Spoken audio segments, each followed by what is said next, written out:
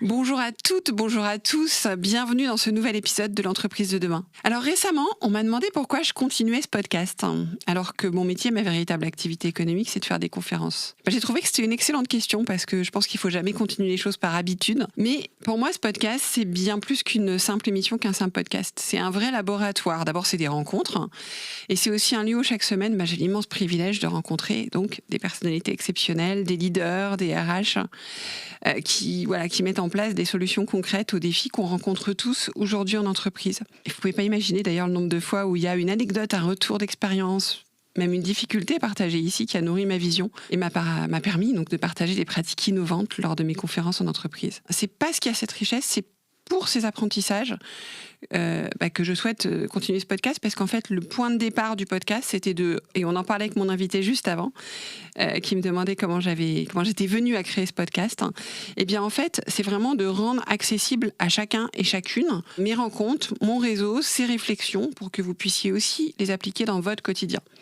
Donc c'est cette richesse, cette matière brute qu'on va explorer encore aujourd'hui ensemble. Et aujourd'hui, pour continuer cette exploration passionnante, j'ai le plaisir d'accueillir Sandrine Guirfine, directrice des ressources humaines du siège d'AXA. J'ai découvert Sandrine dans un article de Courrier Cadre, coucou à Fabienne Brocaret, et j'avais été frappée par la singularité et la pertinence des actions mises en place par Sandrine et ses équipes pour la communauté des managers.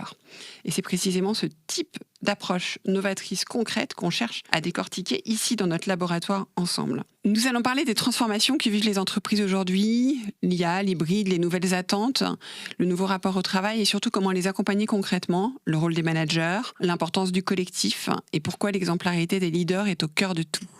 Je suis convaincue que l'expérience de Sandrine et ses réflexions vont une fois de plus nous éclairer et nous inspirer. Alors restez avec nous jusqu'au bout et pensez à vous abonner au podcast si vous voulez rien manquer de ce formidable laboratoire.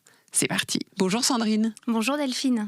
Merci infiniment d'avoir pris le temps de venir partager ici avec nous vos convictions et les actions que vous menez chez AXA. Lors de notre premier call préparatoire, vous m'avez dit que prendre la vague de l'IA, ne pas la rater, c'était important comme pour toute transformation. Qu'il valait mieux la prendre effectivement que la subir. Puis je pense que les transformations, vous avez un peu d'expérience. Alors qu'est-ce que vous entendez par là ? Je pense que la vague de l'IA, c'est un peu la vague du digital finalement il y a une dizaine d'années, où en effet on a toujours deux options. Soit on se met sur le côté, on regarde ce qui se passe et on attend de voir les résultats, les impacts. Soit on décide de l'apprendre, de naviguer avec, d'expérimenter, de tester, d'apprendre. Et puis surtout de s'ouvrir à ce nouveau monde et aux opportunités que ça ouvre dans le monde du travail et plus globalement dans notre vie au quotidien. Donc moi c'est plutôt cette option-là que je propose, c'est de dire que l'IA est potentiellement une chance, elle est une chance d'optimiser des activités qu'aujourd'hui on fait de manière automatique. Elle est aussi une chance pour les organisations de tester des nouvelles méthodes d'apprentissage, des nouvelles méthodes de travail. Et donc il faut en effet essayer d'abord de développer la sensibilisation des collaborateurs dans une organisation, leur expliquer ce que c'est, à quoi ça sert, ce que ça peut apporter, et puis ensuite les laisser expérimenter très concrètement sur leur métier au quotidien pour regarder ensemble ce que l'IA peut nous apporter aujourd'hui et demain. Donc oui, en effet, Delphine, ma recommandation, c'est plutôt de prendre la vague. Alors je ne sais pas si l'expression est à propos, en tout cas, je trouve qu'elle est plutôt claire sur les sujets de transformation, de la prendre, de naviguer avec, et puis de temps en temps, de se mettre de côté et de se dire qu'est-ce que ça nous a apporté de positif, comment est-ce qu'on peut continuer à optimiser l'utilisation de l'IA. Ça se voit aussi dans la fonction RH. Je pense qu'aussi dans la fonction RH, on doit apprendre à travailler avec de l'intelligence artificielle. On voit les bénéfices sur certaines parties du recrutement. On peut voir aussi certains bénéfices dans le learning. Aujourd'hui, dans les ressources humaines, on voit qu'on peut apprendre autrement en mettant de l'intelligence artificielle, en proposant aux collaborateurs, par exemple, de développer leurs compétences feedback avec des nouveaux outils. Donc, je vois pointer beaucoup d'opportunités de développement et d'apprentissage. Et donc, je me dis qu'il faut vraiment regarder ça avec beaucoup d'attention et trouver le bon équilibre. Je ne suis pas tout IA, bien entendu, parce que, bien entendu, en faisant des ressources humaines, je continue à croire que l'humain est au centre des dispositifs. Mais tout est une question de nuance, d'expérimentation et d'équilibre. Est-ce que tout le monde partage votre état d'esprit ? Est-ce que vous voyez des points de blocage, des craintes naître autour de ça ou pas spécialement ? Oui, je pense qu'il y a des craintes et des craintes qui sont légitimes. Quand on voit ce que peut faire l'intelligence artificielle aujourd'hui, forcément, ça pose des questions sur certains métiers.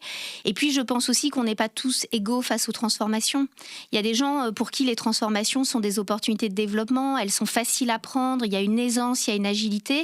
Et il y en a d'autres, et ça se respecte tout à fait, pour qui les transformations sont plus difficiles. Et dans ces cas-là, il faut laisser le temps de la digestion, le temps de la compréhension et laisser vraiment la personne s'approprier le changement pour aussi dédramatiser. Je pense qu'il y a un vrai enjeu, et en tout cas moi je le prends comme ça, il y a un enjeu de dédramatisation des sujets de transformation. La clé pour vous, c'est effectivement ceux qui prennent la vague, ceux qui avancent, on va les nourrir, et les autres, c'est vraiment de respecter ce temps, de leur laisser ce temps. Et de les accompagner. De leur expliquer, de communiquer, de leur faire tester par petits bouts, de leur faire expérimenter, de débriefer de ce qu'ils ont expérimenté. Voilà. Et puis on voit dans les organisations, et c'est vrai qu'il y en a eu beaucoup, on transforme tout le temps dans les organisations, on voit qu'aujourd'hui tout le monde est digitalisé. Si vous vous souvenez de la transformation digitale, c'était pareil, c'était une vague. Il y avait beaucoup de gens qui avaient peur de cette vague, qui avaient peur de perdre leur emploi, de perdre la qualité de leur travail. Aujourd'hui, qui n'est pas digitalisé ? Personne, on a tous un téléphone portable, on est tous connectés quasiment 12 heures sur 24. Donc je pense que l'IA, ça sera pareil dans quelques années. Et si je reviens à l'accompagnement des personnes qui ont le plus de difficultés, comment vous les cartographiez, comment vous les identifiez pour pouvoir les accompagner ? Est-ce que ça se fait plutôt au niveau du manager ? Est-ce que vous avez une action globale ? Alors c'est plutôt au niveau du management, et c'est plutôt le manager qu'on équipe pour accompagner les personnes qui sont un peu plus frileuses sur les sujets de transformation. Et puis après, il y a des dynamiques collectives qui se mettent en place. Quand tout le monde voit que dans une organisation, on pousse des nouveaux sujets et on voit les bénéfices collectifs des nouveaux sujets, les réfractaires ne le sont pas très longtemps. Complètement. Non, mais ça, c'est vrai que dans les transformations, nourrir les appétants et laisser les autres venir, et ils viendront avec le collectif, effectivement. Et vous avez raison sur le digital. Revenons aux managers. Comment est-ce que justement vous les accompagnez ? Alors je sais que vous avez une communauté managériale que vous avez construite. Donc peut-être vous allez nous expliquer un petit peu comment et ce que ça comporte, voilà. Et puis comment est-ce que vous les accompagnez pour qu'ils puissent être confortables eux aussi ? Parce que j'imagine bien que dans les managers, il y a des personnes qui embrassent le changement et d'autres qui ont plus de difficultés. Donc comment vous les accompagnez pour qu'ils puissent l'intégrer et accompagner leurs équipes à leur tour, parce que c'est pas évident. On est parti avec mon équipe d'un postulat très simple qui est que le manager aujourd'hui est face à un ensemble d'injonctions paradoxales. Il a à la fois à gérer l'individuel et le collectif, à la fois la performance et la santé mentale, et il a surtout à mener un ensemble de transformations, que ce soit des transformations opérationnelles ou un peu plus larges, telles que l'accompagnement de l'intelligence artificielle, comme on en parlait un peu plus tôt. Donc c'est vrai que cette communauté, en discutant avec elle, on s'est rendu compte qu'il y avait besoin d'un accompagnement, il y avait besoin de les former, mais il y avait aussi besoin de créer de l'échange de pratiques, il y avait besoin de créer du collectif. Parce que c'est finalement une population qui est assez isolée dans les organisations, souvent entre la direction générale et les collaborateurs. Et il y avait nécessité de mettre en place ce qu'on peut appeler la réciprocité des attentions. À partir du moment où on souhaite que nos managers soient attentifs, attentionnés, présents, mais en même temps challengeants avec les équipes, il était nécessaire qu'on soit de la même manière avec eux. Donc en fait, on a travaillé avec mon équipe sur l'ensemble d'un programme de manière extrêmement pragmatique, sans faire quelque chose de très long terme, etc. Mais on a plutôt dit, première étape, il faut créer des moments d'échange.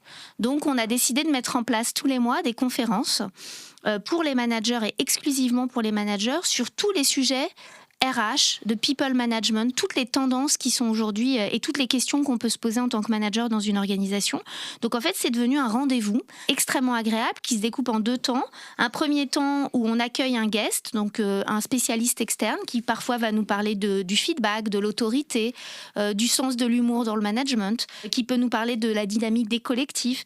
Et puis après, on va toujours avoir un moment informel qui est plutôt autour d'un lunch ensemble, d'un déjeuner, où on va débriefer de la conférence qu'on a menée ensemble et on va partager sur ce que ça nous inspire, les questions que ça nous pose dans notre quotidien.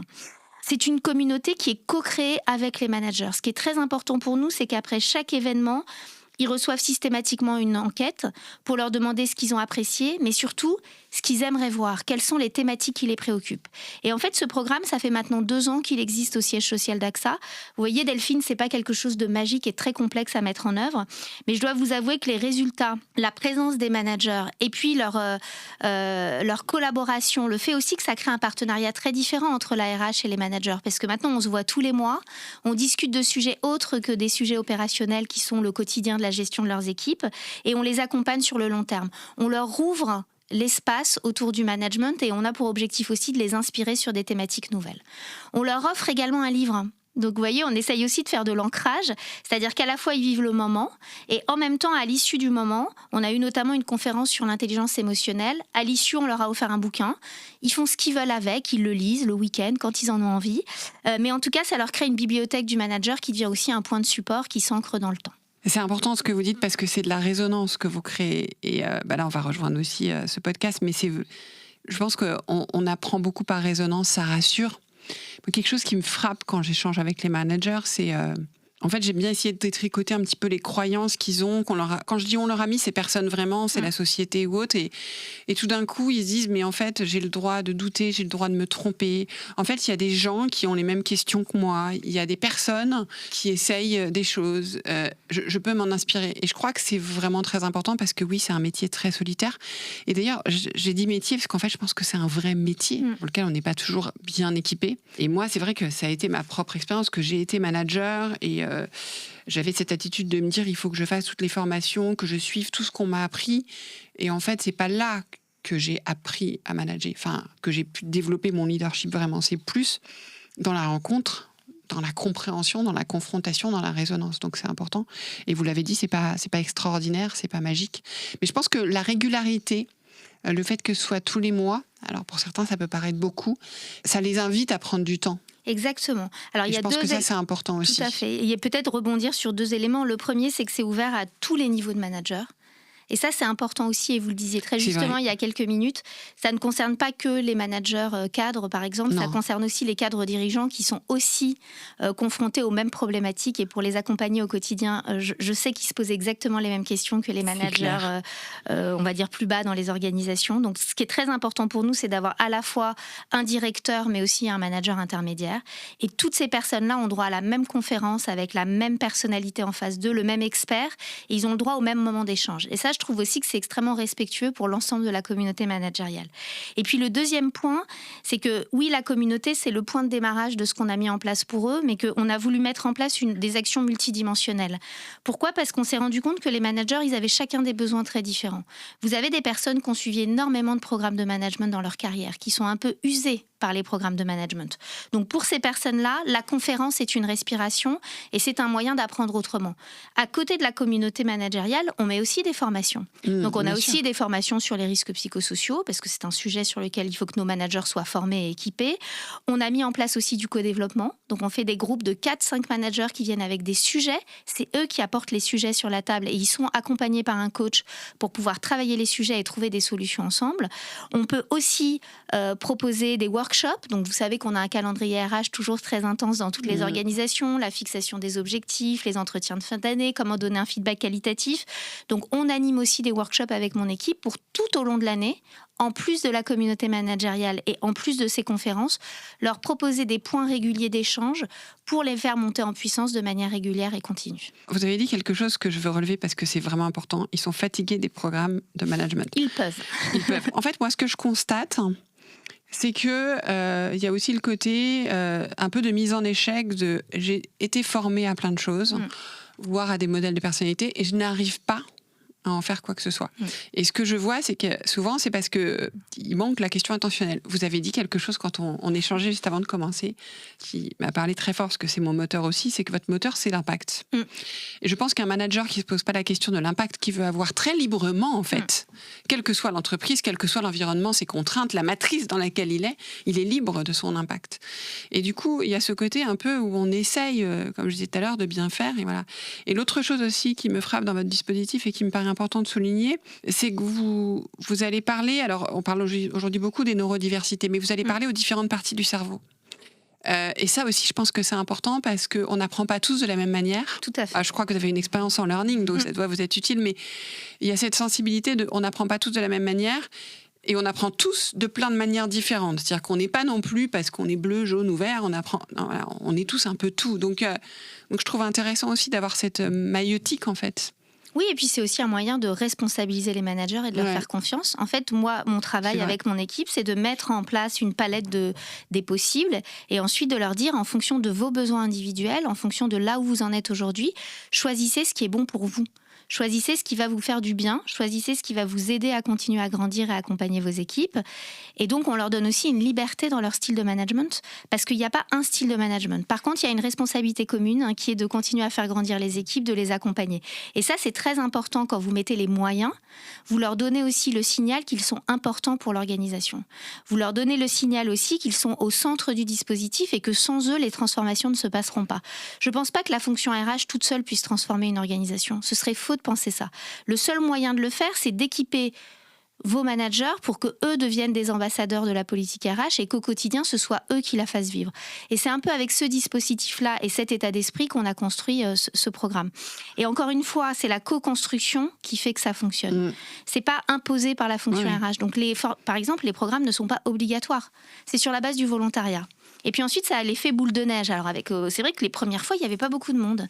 Et puis progressivement, ils en parlent entre eux, ils retournent sur l'open space, et tiens, j'étais à la conférence, c'était vraiment sympa. Ah, quelle conférence? La fois prochaine, viens avec moi. Et puis vous voyez que progressivement, il y en a de plus en plus qui viennent, il y en a qui deviennent des réguliers et des habitués, qui amènent avec eux d'autres managers.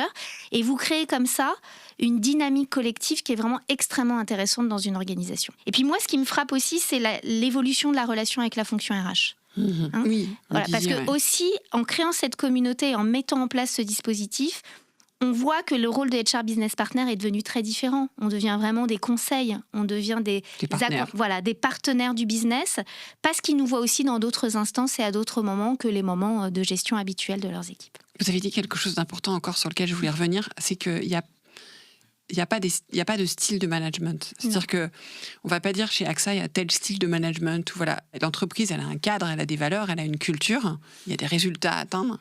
Mais après, chacun est libre de son style. Et ça, je pense que je n'entends pas toujours ce point-là. Et pourtant, il me paraît important parce que ce que je vois aussi en souffrance chez les managers, c'est la volonté de rentrer dans les cases. Moi, quand j'interviens sur le leadership, souvent, ils me disent bah alors, vous pouvez nous donner des styles de leadership? Je dis non, en fait, vous voulez encore des cases.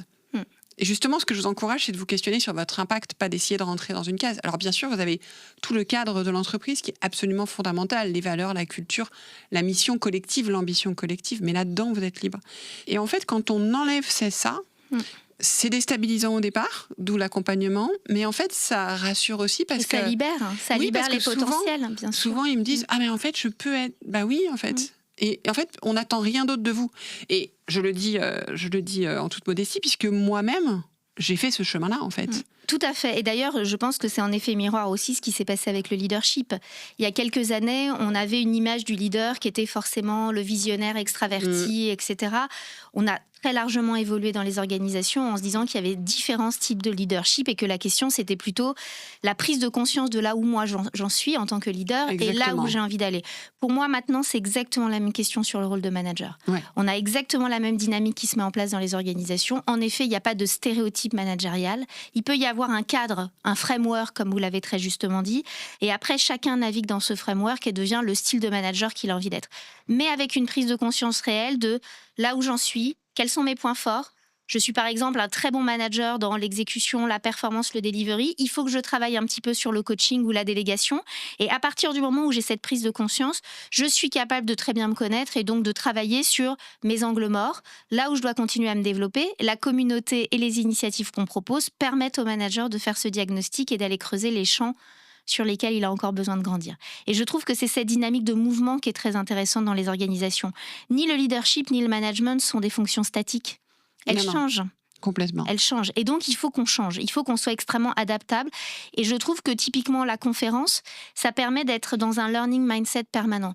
Chaque mois, je vais m'asseoir, entendre un expert et me re-questionner sur là où j'en suis et là où j'aimerais être. Et c'est ça qui est intéressant en termes de mouvement. Oui, et que chaque expert parlera différemment. Donc, exactement. En fait, fera naître et c'est la pluralité qui est la richesse, différentes. Bien sûr. Complètement. Exactement. Je ne vous ai pas demandé, vous avez une charte managériale ou quelque chose pas spécifiquement? Pas vraiment. On a plutôt un leadership framework avec des ambitions globales au niveau du groupe AXA. Vous pouvez nous donner un exemple? Alors oui, on a 4 dimensions. Une dimension qui est transformée, une dimension qui est énergisée, une dimension qui est délivrée et une dimension qui est One AXA. Donc vraiment l'état d'esprit collectif qu'on doit mettre en œuvre dans notre quotidien. Énergisée? Oui. J'aime beaucoup, c'est pour ça que je m'arrête là-dessus, parce que je pense que l'énergie, c'est le cœur du sujet. Mais qu'est-ce que vous mettez derrière? C'est en effet la mise en mouvement. Et après, encore une fois, on peut énergiser avec des styles très, très différents. Mais je pense que la notion d'énergie, c'est la notion de mise en mouvement. Et quand vous êtes manager ou leader dans une organisation, C'est toujours pour porter l'organisation d'un point A à un point B. Oui. Et après, vous avez plein de façons de le faire. La communication peut énergiser, la mise en mouvement, le feedback peut aussi énergiser parce que du coup, ça permet de développer et de faire grandir. Donc, il y a plein d'éléments sous le mot énergiser, mais je trouve que le mot est très fort en effet et que, en tout cas, chez AXA, la mise en mouvement est quelque chose de très important. Et point important, spoiler, on peut être introverti et énergisé. Ça ne veut pas dire... Bien sûr, souvent on confond... Bien sûr. Au contraire, parfois, les introvertis sont des energizers extrêmement intéressants parce que très pointus dans l'analyse préalable et donc très spot-on quand il faut mettre en action. Ouais, exactement. Mais c'est important de le dire parce qu'on a souvent cette image. Les gens se disaient peut-être en nous écoutant, alors chez AXA, on a intérêt à être extraverti, énergisé. Voilà. On a énormément de leaders très seniors qui sont introvertis, qui font de très belles carrières chez AXA et en dehors d'ailleurs. Mais par contre, ils sont en conscience. Et je pense que ils sont en conscience, à l'écoute. Et ils sont en conscience, ils sont à l'écoute et ils travaillent les points, comme les extravertis d'ailleurs, parce qu'être un extraverti quand vous êtes un leader, ça peut aussi être un sujet parce que vous pouvez prendre l'espace et ne pas le laisser à vos équipes. Donc du coup, la question d'ajustement et d'équilibre devient vraiment le cœur du dispositif. Je crois que cette notion d'équilibre aussi, c'est important de la souligner parce que encore une fois, il n'y a pas un style, mais on est responsable de cet équilibre sur lequel on va travailler. Et de ce qu'on va projeter. Oui, tout à fait. Alors, je voulais maintenant venir sur le collectif, parce qu'on en avait aussi parlé en préparation. Aujourd'hui, créer un sens du collectif, c'est important pour l'entreprise, puisqu'on vient de dire, l'entreprise, elle va d'un point A à un point B, c'est un collectif qui l'amène là, et donc il doit exister. On sait très bien que l'hybridation, que l'évolution du rapport au travail a pu fragiliser les collectifs. Donc, qu'est-ce que vous faites concrètement, vous, dans votre organisation sur ce sujet ? Alors, en effet, je pense que l'hybridation a fait évoluer les modes opératoires de fonctionnement. Donc, c'est vrai que la notion du être ensemble a beaucoup évolué sur les dernières années. Et je pense que le Covid nous a fait prendre conscience de l'importance du être ensemble. Et puis, je pense aussi que dans les organisations, on a tendance à être extrêmement siloté. On a tendance à développer des équipes d'experts, des équipes de personnes qui vont travailler sur des sujets. Et je trouve qu'un des enjeux de la fonction RH, c'est de travailler la transversalité. C'est de travailler justement le désilotage pour s'assurer de créer un collectif et que tout le monde se sente appartenir à une organisation de manière globale et large. Donc là, c'est pareil que pour les managers. Finalement, on est allé sur des activités extrêmement concrètes, des initiatives très concrètes du quotidien qui nous ont permis de regrouper les gens. Et donc, il y a 2 ans et demi, quand je suis arrivée au siège social, on a lancé une initiative. Alors peut-être, Delphine, que ça va vous faire sourire parce que quand je la décris, les gens me disent « Mais oui, Sandrine, bien entendu que c'est extrêmement simple. » Et pourtant, ça marche très, très bien. Ça s'appelle le Lunch and Learn. Alors, initiative extrêmement simple, c'est un peu comme pour les managers, mais là, c'est ouvert à tous les collaborateurs, de l'assistante au cadre dirigeant. Et en fait, on fait des sessions d'apprentissage sur des thématiques diverses et variées qui touchent tous les collaborateurs ou qui peuvent toucher tous les collaborateurs du siège. Sur des sessions de 2 heures, on fait venir des experts de thématiques. Alors ça peut être découvrir le MBTI, découvrir comment développer une communication impactante, travailler sur les sujets, par exemple, de design thinking. Toutes les thématiques d'actualité qui peuvent venir dans l'organisation et qui peuvent intéresser nos collaborateurs. On invite les collaborateurs à s'inscrire. On a en moyenne 80 participants, donc ce qui est quand même un volume important par rapport à notre effectif global. Et nos collaborateurs viennent apprendre. Ils viennent apprendre ensemble, quel que soit votre métier, quel que soit votre niveau d'expertise. Et ça, c'est pareil. C'est un déverrouilleur du mode de fonctionnement opérationnel et ça crée un collectif. Ça crée aussi un collectif parce qu'on en parle dans l'organisation. Ah, tu étais au Lunch and Learn. Ah, très sympa, j'ai préféré l'autre prestataire. Ah oui, celui-là était plus impactant. Et du coup, on a du collectif et du vécu ensemble. Et puis, comme on s'est rendu compte que ça marchait très bien, on est allé un cran plus loin. Et le cran plus loin, c'est de se dire... Il faut mettre en place des académies très concrètes pour continuer à développer les compétences. Et donc, on a développé des académies, là aussi, qui sont ouvertes à tous, sans validation managériale. Donc, c'est un peu disruptif dans le monde des organisations où, en général, quand je veux me former, il faut que je demande la validation de mon manager, etc. Là, non, je veux me former, je peux y aller en toute autonomie. Et notamment, on a créé 3 académies. L'académie de la Pitch Academy, puisque dans nos métiers, il est très important de savoir communiquer efficacement. Donc, on propose un parcours en 3 temps à tous nos salariés pour apprendre à communiquer efficacement. Là, c'est pareil, c'est ouvert à tous. Donc, quand vous êtes dans une session, vous pouvez rencontrer des collaborateurs que vous ne connaissiez pas avant. Vous pouvez connaître un collaborateur de la finance, de la RH, de la communication. Tout le monde peut être autour de la table. De la même manière, on a créé des English and French Academy, des académies de langue, parce qu'on s'est rendu compte que c'était important de pouvoir parler les 2 langues langue couramment. Et puis le troisième point, c'est la Project Management Academy, parce qu'aujourd'hui dans les organisations, il faut à la fois gérer le changement, on en parlait juste avant, mais gérer aussi les projets et se structurer dans la façon dont on gère les projets. Ces 3 académies sont des espaces d'apprentissage ouverts à tous, où là aussi on crée le collectif. Et puis, on est allé un cran plus loin, parce que vous allez me dire, Sandrine ne s'arrête pas là. Eh bien, en se rendant compte que dans nos organisations, on avait des experts. Des experts qui parlaient au quotidien dans les plus grandes écoles françaises et internationales, qui faisaient des panels dans le monde entier pour donner leur expertise sur le risk management, sur la finance, sur le M&A, sur les ressources humaines, sur la communication, sur la sustainability. Et on s'est dit, mais si on faisait avant tout parler ces gens dans l'organisation ? Et en fait, on a créé un concept très simple qui s'appelle Borrow My Expertise, dans laquelle on ouvre un auditorium de 150 places tous les mois à nos collaborateurs qui souhaitent venir partager leur expérience et leur expertise. Ça coûte 0 €, Delphine. D'accord ? La seule chose, c'est qu'en effet, mon équipe travaille à la mise en œuvre et à la communication. Ça fait maintenant 1 an et demi qu'on a mis en place ce système. On a à chaque fois 150 participants et on a à chaque fin de session un nouveau collaborateur qui nous dit « j'aimerais venir présenter mon activité ». Ça aussi, c'est le partage de savoir, ça aussi, c'est le partage de connaissances et ça aussi, c'est la création d'un collectif. C'est de la transmission, c'est de la valorisation et c'est de la transmission, c'est important dans l'entreprise, effectivement. Donc ça paraît très simple, et c'est très simple d'ailleurs, très honnêtement, et en même temps, et je reviens sur la notion d'impact dont on parlait au début, c'est extrêmement impactant. C'est impactant sur le collectif que ça crée. On a quand même rencontré des gens dans ces sessions qui travaillent ensemble depuis 4 ans au siège social d'AXA, mais qui n'avaient pas eu l'occasion de se rencontrer avant, parce qu'ils travaillaient sur des sujets en parallèle. On recrée du lien social, et je crois vraiment à cette notion du lien social dans les organisations. 2 choses par rapport à ce que vous avez dit. Déjà, vous les exposez beaucoup à des réflexions extérieures, et ça, je trouve c'est important, parce que quand on est salarié, le travail prend de la place, et on peut manquer de temps pour aller se nourrir dehors.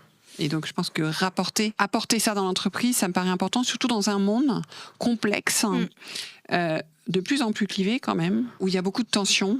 Et donc, je pense que je vois un autre effet là-dessus. Pour moi, c'est d'apaiser les tensions, en fait, de créer des connexions.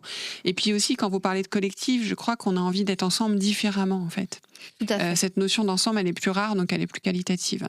Et c'est vrai que ça, pour moi, ça œuvre à l'intelligence collective, dans le sens aussi du vivre ensemble, qui est parfois un peu mise à mal. Donc, bravo pour ça. Et oui, et puis c'est vrai que de proposer à des personnes en interne de partager leur expertise, c'est fabuleux parce que ça les valorise aussi. Et je pense que ça, c'est aussi important. Oui, puis ça développe aussi une meilleure connaissance de l'organisation, Complètement. des projets en cours. Donc en effet, ça valorise, ça développe et ça promeut le partage d'expériences, et je pense que c'est la clé du collectif aussi. Aussi, ouais. Puis ça permet peut-être aussi de découvrir un peu des talents. Parce que, alors pour nous aussi, bien entendu. Voilà, on a toujours un œil très assertif pour s'assurer de découvrir des talents, et on a la chance d'en avoir beaucoup. Je voulais revenir sur un point qu'on n'a pas abordé sur le management juste avant de passer à la thématique suivante, mais qui est important dans votre métier, parce que c'est un métier d'expert. D'expert à enjeu, c'est-à-dire que tout métier est expert, mais là, il y a quand même des enjeux qui peuvent être importants. Comme partout, me direz-vous, mais légalement plus conséquent. Comment vous permettez, parce qu'aujourd'hui, c'est important d'être expert, mais aussi de rester apprenant, notamment, si on revient à l'IA.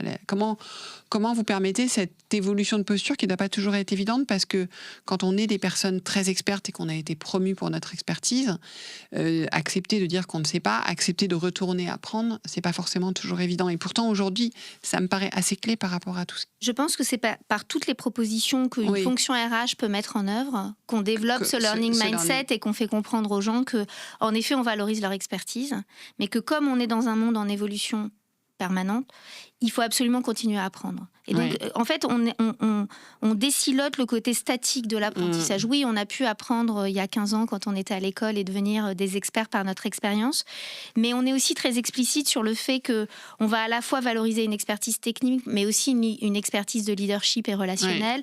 Et à partir du moment où, dans une organisation, vous comprenez ce qu'on attend de vous, eh bien, du coup, apprendre, ça devient quelque chose d'assez naturel.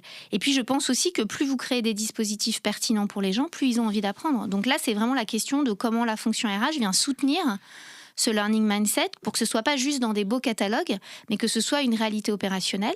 Et puis après, moi, ce que je demande à mes équipes aussi qui rencontrent les collaborateurs au quotidien, c'est d'être un vrai conseil de carrière. Parce qu'aujourd'hui, quand vous rencontrez des experts qui veulent continuer à grandir dans des grands groupes ou à l'extérieur, il est extrêmement important pour votre employabilité de continuer à apprendre, à vous développer sur des soft skills, à vous développer sur l'anglais, parce que vous êtes dans des environnements internationaux et que ça devient indispensable, à vous développer sur des compétences de communication et avoir cet échange de manière très claire dans des discussions de carrière avec nos collaborateurs, c'est le moyen de leur faire comprendre comment est-ce qu'ils peuvent continuer à grandir. Voilà. Après, la question, c'est de choisir aussi ce sur quoi on a envie de grandir. Parce que moi, je pense aussi que plus on est motivé et plus c'est facile d'apprendre. Quand on impose aux gens, en général, ça ne fonctionne pas. D'où cette maïotique, ce qui leur permet d'aller choisir et de... Exactement. Et puis, il n'y a pas de jugement. Il y en a certains qui vont choisir l'anglais, c'est très bien. Il y en a d'autres qui n'ont pas envie, ils n'y vont pas pour l'instant, ils vont peut-être sur la communication, et ça marche aussi. Oui, c'est pas mandatory, c'est pas... on a fait ton entretien de développement et il faut que tu ailles faire ça. Non. Donc du coup, il y a cette démarche beaucoup plus spontanée. Et de conseils. Et de capillarité aussi, puisque... Et de temps, parce que l'apprentissage, ça prend du temps. Ouais, bien sûr. On n'apprend pas des compétences en une semaine. Et donc, du coup, ça s'inscrit dans le temps. Et donc, les dispositifs doivent être extrêmement stables. Et ça fait du coup 3 ans qu'ils sont en place. Parce que justement, c'est dans le temps qu'on prend aussi l'évolution réelle de compétences. Je suis complètement d'accord. De toute façon, c'est une réalité. On ne peut pas ne pas être d'accord. Puisque on surestime toujours ce qu'on peut faire en une journée, mais on sous-estime ce qu'on peut apprendre en un an. Et il faut se donner ce temps. Tout à fait. On a parlé d'exemplarité aussi quand on préparait ensemble. Vous disiez l'exemplarité, elle est au cœur de tout. Alors comment vous-même, vous incarnez ce que vous mettez en place ? Pourquoi est-ce que l'exemplarité, elle est si déterminante selon vous ? D'abord parce qu'elle permet de démystifier le rôle du DRH dans une organisation, dans sa tour d'ivoire. Elle permet de se connecter au terrain, d'écouter, de comprendre les besoins et du coup de s'ajuster de la manière la plus fine possible. Et puis moi, je trouve aussi que quand on est un leader, on doit aussi apprendre. Donc moi, je vais aussi dans les conférences managériales avec les managers. Je suis toujours au premier rang, j'en ai pas raté une. Pas simplement pour faire l'introduction et leur souhaiter la bienvenue, mais aussi pour apprendre. De la même manière, je vais aller dans les Boromai expertise pour aller apprendre le business de l'organisation. Je vais moi-même aller dans des lunch and learn. Donc, je m'applique à moi-même ce que je conseille aux gens de faire. Alors après, bien sûr, on a des agendas très chargés. Je ne dis pas que je suis à tout partout, mais je trouve que d'être sur le terrain et de montrer aussi que moi aussi j'apprends, c'est un moyen aussi de démystifier ce rôle de leader. Et puis après, je trouve que il y a souvent, on dit souvent aux gens, il faut faire, il faudrait que, vous voyez. Et puis je trouve que parfois, c'est pas la peine de le dire, il faut juste le vivre. Voilà. Et montrer que quand on le vit, on ouvre des espaces du possible, on ouvre des opportunités, on ouvre aussi des connexions. Et je trouve que la force de la fonction RH, c'est quand elle est au plus près du terrain. Oui, elle doit être stratégique et visionnaire, parce qu'on doit aider les organisations à se projeter dans 2-3 ans et à voir les évolutions qui vont arriver et à les accompagner. Mais ça reste un métier humain. Et donc, être présente moi-même dans ces moments-là, c'est un moment de connexion où je peux parler avec les gens, les entendre leurs réactions et ensuite voir avec mon équipe les besoins additionnels à créer ou à mettre en œuvre. Puis c'est ce qui nous nourrit, les bien échanges sûr, et le terrain. bien sûr. Et puis après, je suis aussi très ouverte sur l'externe. Vous le disiez très justement tout à l'heure, quand on est dans une grande organisation, on peut avoir tendance à s'enfermer, on peut avoir tendance à un peu se regarder faire. Eh bien moi, j'adore participer à des panels, faire des podcasts comme avec vous aujourd'hui Delphine, mais aussi regarder ce qui se passe à l'extérieur dans d'autres secteurs d'activité pour benchmarker, comparer, aller m'inspirer et ensuite ramener dans l'organisation des idées nouvelles qu'on va pouvoir tester. Alors on arrive aux questions signature du podcast. Très bien. Sandrine, quel leader êtes-vous ? Alors, la question du leadership, elle part de la question de l'impact. Donc, c'est quelque chose qui, a priori, résonne pour vous. Quel impact voulez-vous avoir ? Voilà. Quel leader êtes-vous aujourd'hui ? Alors, je pense être un leader exigeant. Parce que je trouve que notre métier, en tout cas le métier de DRH, est un métier extrêmement exigeant.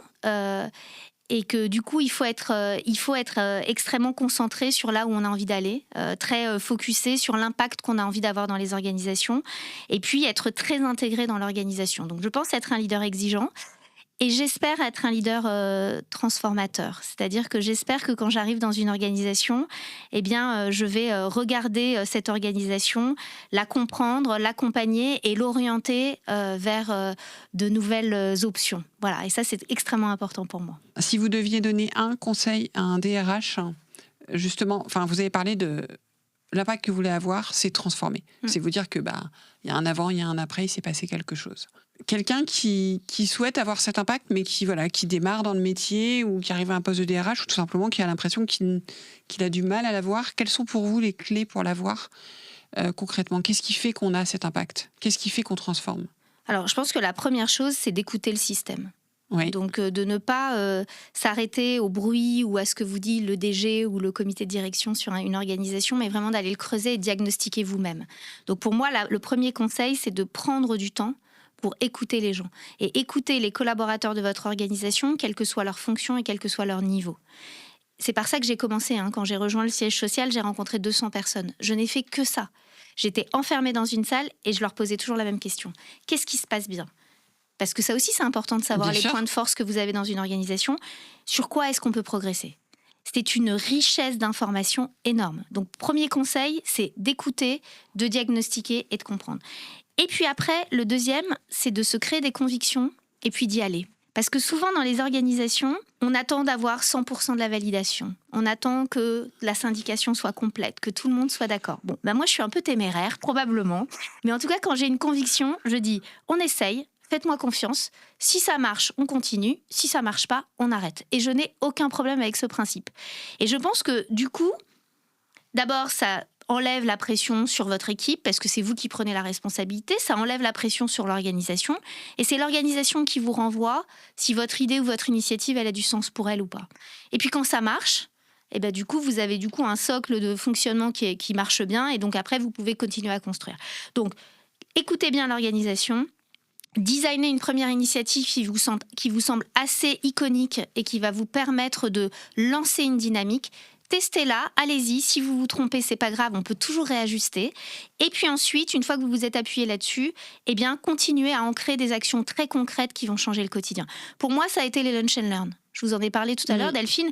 Première initiative, je me suis dit, il faut créer du lien, il faut montrer aux collaborateurs qu'ils ont des espaces d'apprentissage, il faut les aider à prendre du recul dans un environnement de surperformance. Vous créez le dispositif, vous le mettez en œuvre, et puis vous voyez comment ça prend. Et puis vous ajustez.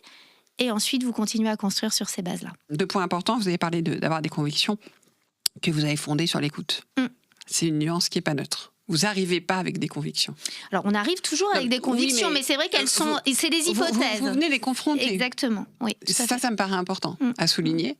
Et la deuxième chose, vous avez parlé d'initiatives iconiques. Et je pense que c'est important aussi d'essayer d'être quand même un peu stratège et de penser en termes d'impact, de communication, de résonance. Tout à fait. Je pense aussi que c'est... Voilà. Donc ça veut dire sortir parfois aussi de ses propres schémas pour se dire qu'est-ce qui va être iconique, et j'aime bien cette terminologie dans l'organisation. Est-ce qu'il y a eu des moments clés dans votre parcours qui ont contribué à faire de vous la leader que vous êtes aujourd'hui ? Alors, ça va peut-être paraître un peu bateau, mais en fait, tous les moments sont clés. Parce que tous les moments sont des moments d'apprentissage. Quand vous travaillez à l'international, vous apprenez le multiculturel, c'est passionnant et c'est d'une richesse redoutable. Quand vous êtes... et j'ai commencé chez AXA en tant que HR Business Partner, donc j'étais très proche du terrain, j'accompagnais des collaborateurs et des managers, donc je connais aussi le métier très proche de l'individu, etc.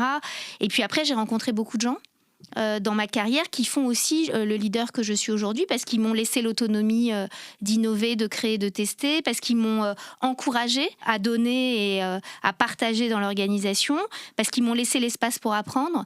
Donc oui, toutes mes expériences ont été extrêmement structurantes, mais surtout les personnes que j'ai rencontrées. Il n'y a pas eu un moment révélateur ou quelque chose, une difficulté, quelque chose que vous avez traversé qui a chez vous changé quelque chose ? Alors, j'ai participé il y a 5 ans à la création et à la fusion d'un groupe américain qui a été fusionné avec des entités d'AXA pour créer une entité qui s'appelle AXA XL. Et j'ai eu la chance de participer à la fusion et à ce projet de regroupement.